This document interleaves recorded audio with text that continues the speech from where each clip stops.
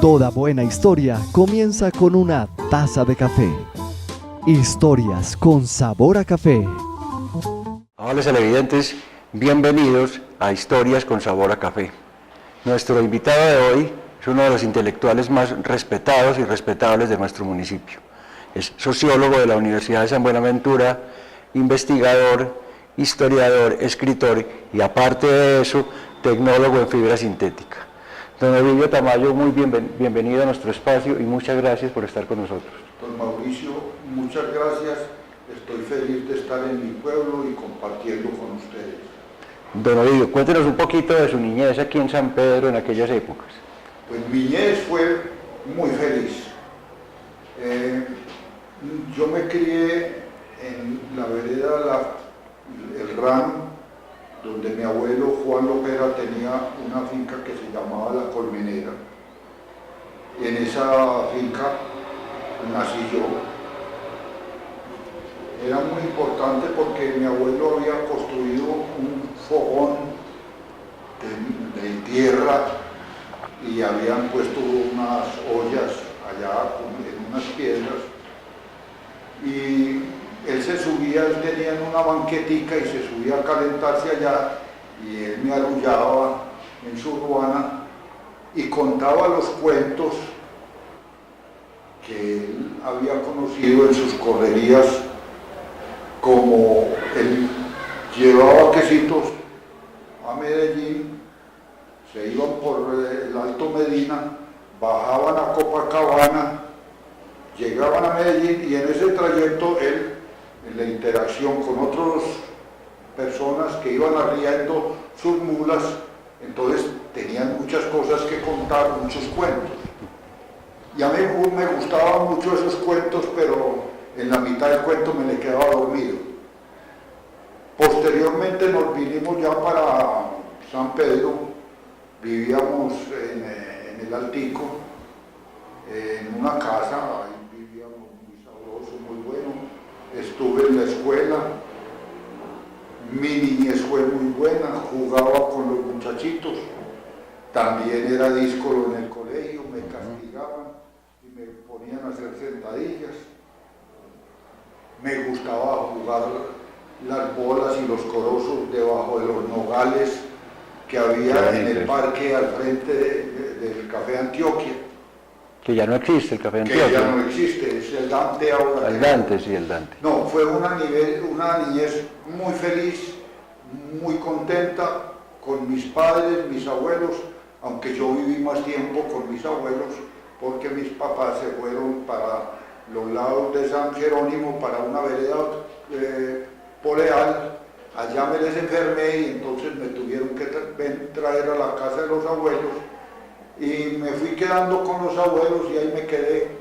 Pero usted se va muy joven de aquí de San Pedro, se va a estudiar el bachillerato ya en Medellín. A ver, y el bachillerato lo inicié aquí en el Juniorato. De ahí me echaron. Me echaron porque no me quise bañar en la piscina y me echó el padre Moreno. Después, en la casa decían que a mí me estaban preparando para ser sacerdote. El cura, sí. Porque yo tenía un tío cura, el padre Roberto Lopera. Y resulta que vino un sacerdote, lo más de raro aquí a San Pedro, barbado, con la cabeza casi rapada, con una corona de 2 dedos. Y yo le dije al abuelo, yo me quiero ir con ese, pero es que se van para Pasto y les morirse. Ahí, vamos a ver, yo quiero ser de esos curas. ¿Era de alguna orden cura? Los capuchinos. De los capuchinos. Al año no me aguantaron, me echaron. Era como cosita seria. Sí. Entonces me vine para Medellín, ya mis abuelos estaban viviendo en Medellín, y entré a Monticello, donde los carmelitas. Pues duré más, porque apenas me ahí se lo a los 3 años. Ah, bueno. Entonces fue la cosa iba mejorando. Éxito, la cosa iba mejorando. Don Ovidio, usted hace el bachillerato entonces en varios colegios. En 4 colegios. 4 que lo lograron aguantar. Después de los carmelitas fue la bolivariana y posteriormente Fray Rafael de la Serna, donde ya sí me ajuicié. Con los franciscanos. Con los franciscanos. Ya me ajuicié. Los franciscanos lo ajuiciaron los franciscanos. Yo quise hacerles una huelga, pero resulta que salió bien la huelga y tenía rosca con algunos de ellos y no me dejaron echar del colegio. Muy bien, lo valoraron. Pero hay una cosa muy importante. En esa época en que usted estaba en el bachillerato, se cumple el sesquicentenario de la independencia, ¿cierto? Sí. 1960. Usted y la presidencia de la República abrió un concurso con todos los estudiantes para hacer un ensayo sobre el sesquicentenario y el ganador es usted. Cuéntenos un poquito de eso. Las causas de la independencia de Colombia. En ese tiempo yo no comulgaba mucho con los textos que había sobre la independencia de Colombia. Y yo me preguntaba qué era lo que los héroes querían, o cuál era el motivo de ellos. Me acordaba de José Acevedo Gómez. Y investigando me di cuenta de que a él le interesaban otros negocios, por ejemplo la exportación de quina. Y lo importante no era que el rey de España se llevara todos los réditos, sino que esos réditos quedaran en Colombia, pero que él pudiera exportar más fácilmente sin tener que tener en cuenta la corona. O sea que fue una historia de Colombia muy diferente a la que contaban los libros de historia. Los libros de ese tiempo de bachillerato. Todas esas cosas de que surgen en usted de la investigación, de la escritura, se dan porque usted siempre se hace preguntas, o se hacía preguntas, no se sigue haciendo preguntas toda la vida, pero usted se hace preguntas y eso es como el camino lógico donde uno empieza a encontrar cosas. La gente que se hace preguntas es la que, por eso a los niños hay que enseñarles desde chiquitos que hagan preguntas, ¿no? Que muchas veces los callan, cuando lo importante es cuando el niño es inquieto, y está en el caso suyo donde se preguntaba y trató de ir más allá de lo que le decían los libros de historia. Sí, yo me preguntaba por qué eran las cosas o por qué se daban, que si la independencia de Colombia había sido primero en Bogotá. No, resulta que ya se había dado en otras partes, por ejemplo en el Socorro. En el Socorro con José Antonio Galán. Entonces uno empieza a ver que el centralismo marca la historia del país desde Gonzalo Jiménez de Quesada. El abogado, el literato también y licenciado, pues ahí formó un feudo y ese feudo siguió hasta el momento de ahora, porque el centralismo no sigue absorbiendo. Ahora, es que uno no debe tragar entero, como se dice, uno debe preguntar por qué suceden las cosas. Pero hubo una anécdota que tal vez me marcó en mi vida, de joven, sería tal vez a los 15 o 16 años, estudiando la historia de la literatura. El libro que estaba estudiando tenía una pluma de ganso en la pasta, y me fascinaba esa pluma. ¿Y por qué no escribimos con esa pluma como escribían antes? Y abría, y para mí los que estaban allá en las fotos eran mis héroes: Calderón de la Barca, Cervantes, José Asunción Silva, todos esos grandes, y yo dije, yo quiero ser como ellos. Ajá, ahí es donde surge. Pero resulta que ya con el tiempo uno tiene que trabajar y tiene que hacer cosas y demás. Entonces uno como que hipoteca los ideales de uno y se va para otras partes. Sí. Pero de vez en cuando le suenan sus ideales en la cabeza y dice, yo tengo que retomar y volver allá. Bueno, usted termina el bachillerato y de ahí ¿qué? Y de ahí entro a la Universidad de Antioquia. a estudiar Derecho. Estudio un año. No lo pierdo, pero me doy cuenta de que no es mi carrera, que yo no sirvo para litigar, que no sirvo para defender a una persona simplemente porque me diga que lo defienda. Entonces dije, no, llegué hasta aquí. Muy bonita la carrera, Sí, pero muy hermosa, pero no es mi carrera. una decisión que no debió ser fácil en su época o en cualquier época, ¿no? No es porque sea su época, sino que no debe ser fácil cuando uno dice, bueno, ya llevo un año aquí, pues volver a empezar, no es fácil esa decisión. Yo quería otra cosa, yo quería estudiar filosofía y letras, pero en ese momento no había sino una facultad de filosofía y letras en Medellín, que eran las facultades femeninas de la UPB que quedaban en la calle Colombia. O sea que filosofía y letras era una carrera netamente femenina. Inclusive la decana era una monja de la enseñanza. Entonces lo primero que me mostraron a la entrada de la puerta, vea, facultades femeninas de la UPB. Entonces no era mi carrera. Entonces, ¿qué hice? Buscar trabajo. Y busco trabajo, lo encuentro en Fabricato, pero duré allá también como 3 años, me acuerdo, porque alguna rebeldía también para afuera. Que se lo ha marcado siempre. Y luego estuve en Chelmar estuve un año hasta que me llamaron de Inca de Colombia. En Inca de Colombia me mandaron para Holanda. Ahí es donde usted empieza a estudiar entonces tecnólogo en fibras sintéticas. Exactamente. Pero pues suena como muy lejano a lo que sus ideales intelectuales. Así es. Pero fue una experiencia. Pero fue una experiencia muy práctica, porque ya estaba casado. Tenía dos hijas tenía en ese momento. No, tenía una hija en ese momento. Y dije, no, hay que trabajar, de ideales no vive solamente de ilusiones, no, hay que concretar. Entonces me fui a trabajar a Enca de Colombia. En Enca de Colombia sí me quedé 31 años. Ah, bueno, allá sí se lo aguantaron. 31 años, 1 mes y 10 días. Y a la par que estaba en Enca de Colombia, ya estaba escribiendo y también estaba de profesor en la universidad.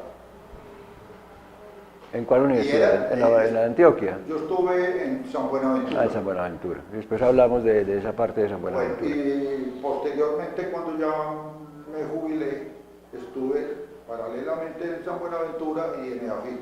Bueno. Usted viaja entonces a Holanda y a México. Y allí hace una cosa muy interesante que se llamaban los circuitos de calidad, los círculos de calidad. Y eso lo hace que usted permanezca tantos años en Enca de Colombia en el desarrollo de esa propuesta de los círculos de calidad. Pero ¿cuándo surge en usted la sociología? ¿Cómo llega la sociología? ¿Usted entra a estudiar la San Buenaventura sociología? No, la sociología había nacido mucho antes. Había nacido la sociología, porque yo quería una carrera humanística, una carrera que tuviera que ver con la persona y que alimentara a la vez mis ideales y, digámoslo de otra manera, mis rebeldías. Claro. Entonces estudié sociología y estudiando sociología todavía era tecnólogo de fibras sintéticas.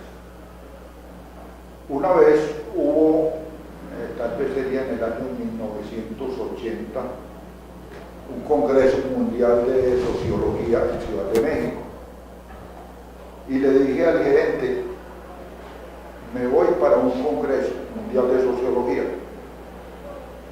Necesito que usted me patrocine. La respuesta que él me dio es, usted está loco. Le dije, no, no estoy loco, porque después que termine el congreso, yo me voy para Monterrey y veo a ver qué hay de nuevo en esa tecnología. La tecnología de fibras, que en Monterrey era como la... Sí, era también una casa que pertenecía a Axo también, era como una hermanita de Enca de Colombia. En el primer día vi todos los avances que ellos tenían. Perdóneme, pero entonces el gerente accede a patrocinarle la ida al Congreso. Sí, él me dijo, bueno, váyase y yo le doy la estadía, pero usted se va después para Monterrey. Y llego yo a Monterrey, y allá en Monterrey, el primer día, miro cuáles eran los avances tecnológicos. No encuentro mucho. Por la tarde decepcionado porque me habían dado 15 días para estar en Monterrey.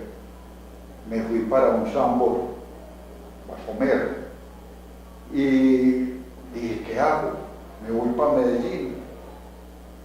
Y me nació una respuesta como medio estúpida. No es que ella me conoce mucho. Entonces, ¿qué hago? Ah, no, me voy para la entidad de relaciones industriales a ver qué hay de nuevo en el manejo del recurso humano. Encontré los círculos de calidad, encontré el manejo del control de pérdidas, que era una especie de... Que en ese tiempo no eran conocidos aquí en Colombia. No se conocían.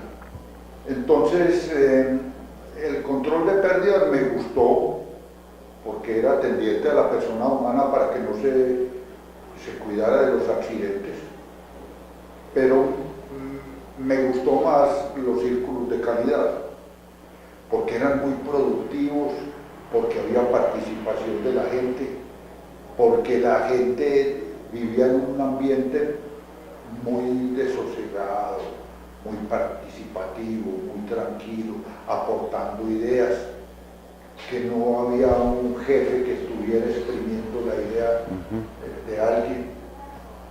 Y me vine para Medellín y para Girardota y me demoré un mes para hacer el informe a la presidencia, y en ese informe a la presidencia le dije que los círculos, además de producir una satisfacción humana muy buena, una motivación excelente, daban resultados económicos.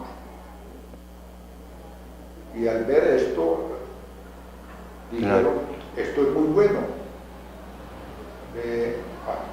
empiece usted a hacer esto. A implementarlos aquí. Y yo les dije, no, todavía no soy capaz. ¿Qué tengo que hacer? No, es que todavía no tengo los conocimientos suficientes. Y me dicen, ¿y cómo los adquiere? Yo le dije, no, me tengo que ir otra vez para Monterrey, México.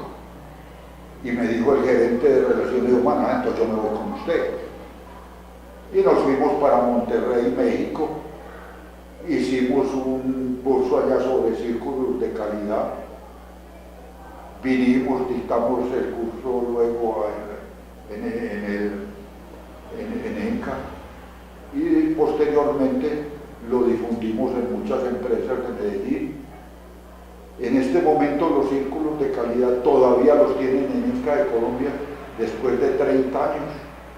Estuve hablando esta semana pasada con alguien de CENU y me dicen que esos pequeños grupos están dando unos resultados maravillosos, que son muy buenos, y no sé en qué otras empresas lo tendrán ahora.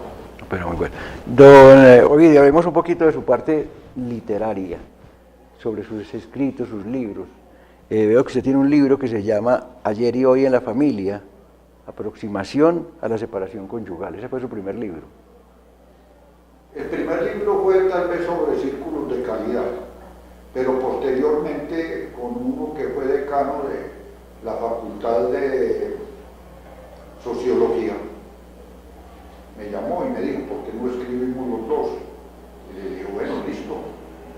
Escribimos un libro que se llamaba Ayer y hoy de la familia, mirando cuáles eran las transformaciones que había habido en los comportamientos de la familia en Colombia. Él me llamó porque la tesis de grado mío fue sobre la familia y me estaba gustando mucho las transformaciones que estaban existiendo en ese momento en la familia. Por ejemplo, las separaciones conyugales que se estaban dando. Que no eran en ese tiempo muy comunes, eran casi escandalosas. Dentro de una iglesia católica en el cual los colombianos eran el 99%, que eran católicos, y que ahora en este año las estadísticas dicen que estamos en el 70%. Entonces me llamó y estuvimos escribiendo sobre el ayer y hoy de la familia. Luego nos separamos y yo produje otro librito que se llamaba Aproximación de la separación conyugal, porque me impactó el gran número de separaciones conyugales que estaban habiendo todos los días. Y de ahí en adelante un libro llama a otro. Pero estos son libros más especializados en la sociología, en el trato de cómo funcionaba la sociedad de la época, pero viene la parte ya más literaria, los cuentos del abuelo. ¿Cómo surge el libro?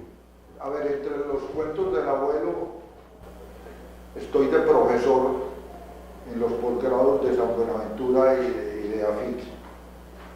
Entonces me asignaron una materia que se llamaba Gerencia y Liderazgo.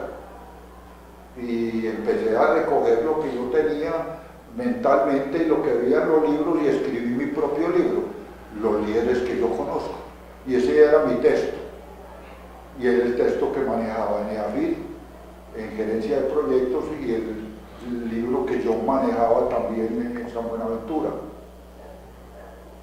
Después de esto, me vine para San Pedro y dije, ¿y qué hay en San Pedro? Yo me acordaba de mi abuelo contando esos cuentos que unas veces me daban miedo y otras veces me le dormía, pero no le hacía. Me gustaba que me los contara. Y empecé a buscar por la vereda con otros ciudadanos de acá, Don Quito, que ya murió, Don Quito Ortega, con una tía mía, otra vez a recoger todos esos cuentos que era la tradición oral de San Pedro. Y yo dije, no, yo quiero poner esa tradición oral de San Pedro, de mitos y leyendas, quiero hacer el libro. Entonces, en honor a mi abuelo, lo llamé Los cuentos del abuelo. Que en este momento se está haciendo texto de los estudiantes del municipio, lo cual es maravilloso. Y una anécdota, que permití a Fabián que me lo pirateara. Ya lo piratearon y eso me llena de orgullo, porque eso es difundir la cultura sanpedreña y eso me gusta mucho. Podemos ver entonces la calidad de ser humano que es don Ovidio, porque para la mayoría de los escritores que le pirateen los libros es casi una afrenta, ¿cierto? Eso es terrible, porque don Ovidio está poniendo por encima a las personas, al dinero, lo cual lo hace muy loable. Vienen después otros cuentos, los cuentos de mi pueblo. Resulta que después de los cuentos del abuelo quedaron unas ideas y yo dije, pero estas ideas no son muy fieles porque son muy cortas, y dije, no, voy a darles otra forma, una forma más libre, más de cuento.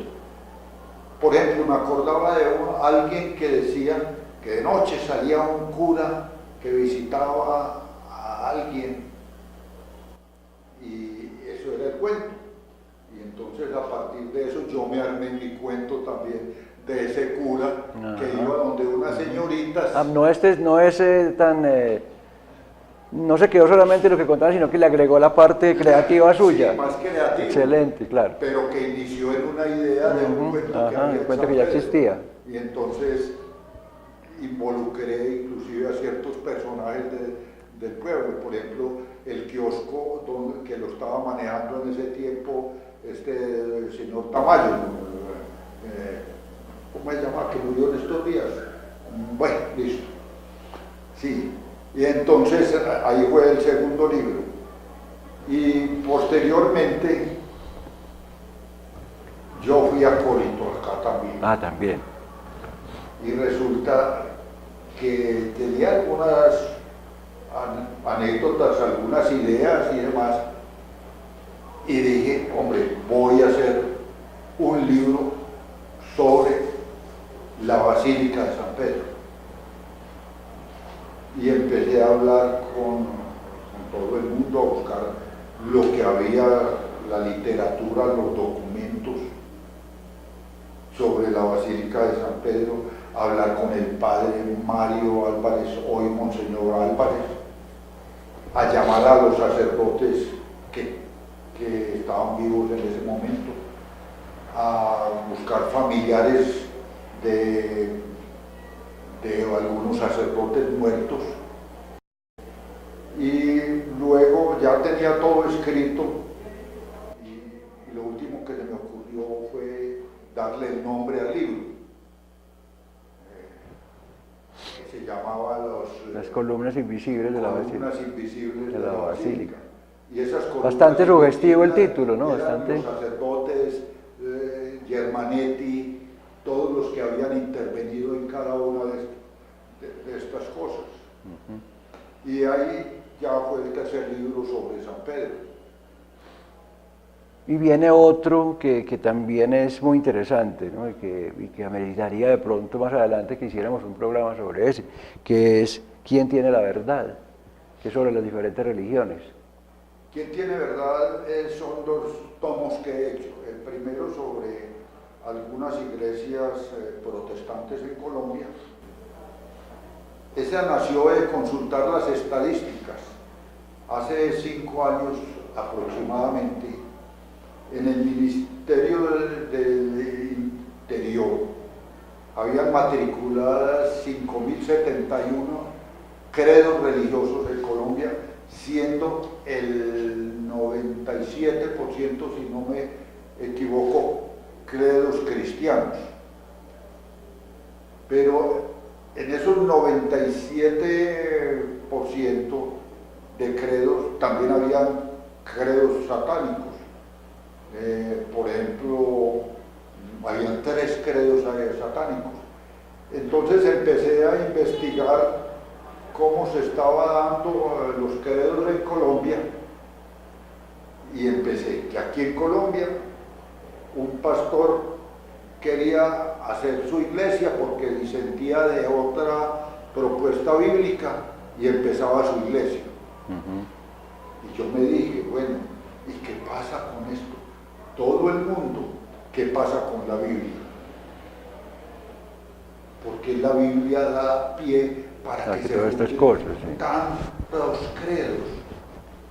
Y llegué a una idea, es que el Viejo Testamento no es más que la historia de Israel, no es más, con muchas anécdotas de muerte de un Dios furibundo, Castigador. de batallas, de 5.000 muertos, era el más chiquito.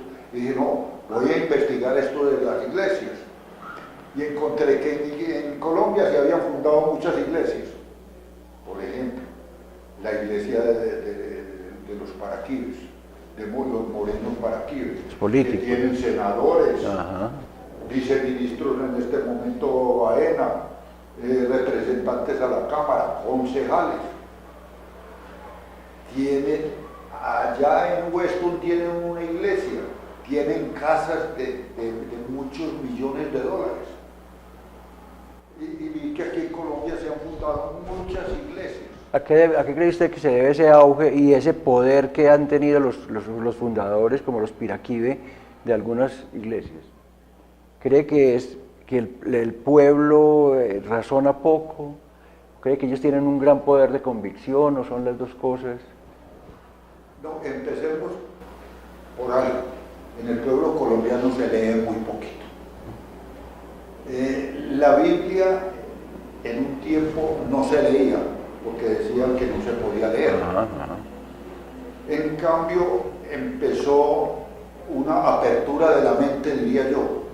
En Colombia, en el año 1991, no solamente vino la nueva Constitución, sino que vino muchas cosas. Por ejemplo, la apertura económica. Y vino también la apertura de mentes y cosas, y vino gente a cuestionarse la Biblia, a cuestionarse los pensamientos que habían establecido en ese momento, y algunos encontraron que disentían de lo que pensaba la Iglesia Católica y fundaron sus iglesias. Pero yo digo una cosa, y es que en esas iglesias, en la mayoría de esas iglesias, creen tener la verdad, pero hay unos poquitos que saben que no la tienen, pero eso les da poder económico y les da poder político. Exacto. Yo no quiero, ni soy la persona más indicada para decir cuál de ellas es la mejor. Yo me voy a remitir al Dalai Lama. El Dalai Lama dice, la iglesia que te acerca más a Dios, a la unidad, a la naturaleza, a la comprensión del ser humano. Esa es la mejor iglesia. Esa es la mejor iglesia. Ese es el mejor Pero es que el problema es cómo estas personas se han aprovechado de la gente, ¿no? Cómo aprovechan de la ignorancia y del poco capacidad de raciocinio que tienen para beneficio propio. Sí, porque existe en Colombia tradicionalmente, por ejemplo, digamos medicina alternativa, que cura ciertas cosas, pero con la medicina alternativa estaba la brujería también. Claro. Y la brujería y los cuentos del abuelo en que estaban también montados, en la sugestión. Entonces la gente empieza a escuchar a un pastor y dice, pero ve, este no es católico, pero muestra a Jesucristo más diferente, lo muestra mejor. Entonces a mí me gusta oírlo y lo escucha y lo prenda y le da, se prenda de las palabras de él, pero hay algo también en la sugestión. Y hay que estudiar qué es la sugestión, porque, por ejemplo, León decía, la sugestión se da en la manada. Uno empieza por aquí y muchos se van por allá. Exacto. Esa es la... Por eso, eso es lo que de pronto se cuestiona un poco y lo que deja algo que pensar es eso de la sugestión, y es como uno atrae a los otros y se van yendo la manada, pero no hay, o sea, a la gente no se le ha enseñado a pensar y a racionar y a raciocinar, se me va la palabra, a pensar más allá de lo que le dicen, ¿no? Entonces, que pongamos, valga contar de pronto una historia. Yo tenía una compañera de trabajo que era la niña que nos hacía el aseo, que ella juraba y perjuraba que ya se había ganado, que ya había pagado el cielo, porque ella le daba el 10% de su salario al pastor y el pastor le aseguraba que ella no tenía nada más que hacer, que ya el cielo era de ella. Eso es lo que de pronto choca un poco, pues como ese aprovecharse de la ignorancia de la gente en esas religiones. Pero bueno, eso es un caso ya como... una anécdota parecida a la que usted está contando. Un mayordomo, José, yo conversaba mucho con él y me decía, no, es que yo soy pentecostal. Le dije, muy bueno, pero entonces, ¿por qué usted siempre habla del pastor y lo que diga el pastor? Y eso me acordaba a mí de otra cosa, de lo que siempre había oído yo decir, lo que dijo el sacerdote en la misa. No, es que es en todas las religiones que se da eso. Entonces no es solamente... No son solamente estas religiones nuevas y alternativas, como si las podemos llamar alternativas que han surgido ahora, sino de siempre. Y ahí es donde se cuestiona, y usted como educador lo debe saber, se cuestiona la educación que se le está dando a la gente, que no. Y la educación no enseña a pensar, sino a repetir modelos. Pero bueno, eso daría pie para que hiciéramos otro programa. Sí. Contémonos ahora de cuáles son sus planes de libros nuevos, qué está haciendo en este momento, don Ovidio. Vea, estoy barajando varias posibilidades. Una, escribir el tercer tomo, pero sobre las ciencias ocultas que hay Interesantísimo. aquí en Colombia. Por ejemplo, las ciencias satánicas, el rosacrucismo y esas cosas. Esa es una idea que he tenido. Otra, de contar anécdotas inclusive de mi juventud. Por ejemplo, yo era un niño inquieto y me encerraban en la casa y yo me volaba por las tapias, y allá donde doña Rosita, para poder salir a la calle, le decía: doña Rosita, ¿usted no ha visto una gallinita zarabiada que se le voló a mi abuelita? Y me decía: no, búsquela allá, yo no la he visto. Entonces, doña Rosita, yo no la veo. Doña Rosita, la mamá de Vicayete. No, yo no la he visto. Pero usted me deja salir por la puerta. Y, bueno, salga por ahí. Y todavía yo estudiando bachillerato y estudiando en Medellín y trabajando, me encontraba a doña Rosita por ahí y me decía: Ovidio, usted ya encontró la gallinita. Esas historias no se pueden dejar perder. Hay muchas cositas que tengo por ahí que no sé. No se pueden dejar perder. ¿Cómo me siento? Ustedes habrán dado cuenta que con don Ovidio nos pasaríamos eternidades conversando. Esperamos que los vuelva a acompañar en nuestro programa. A don Ovidio, muchísimas gracias por estar con nosotros. Con mucho gusto. Ha sido un programa ameno, excelente. Muchas gracias. Con mucho gusto, y que brille la cultura en San Pedro. Que brille la cultura en San Pedro. Eso me parecería un excelente eslogan. Sí, que sea un polo de desarrollo cultural, que nos lleve, que nos descubra todos estos pintores que tenemos, esta gente que está escribiendo ahora, las danzas, todo esto, que San Pedro brille la cultura de ahora en adelante. Ese sería nuestro eslogan. A ustedes, amables televidentes, muchas gracias por su compañía y nos esperamos en una próxima emisión.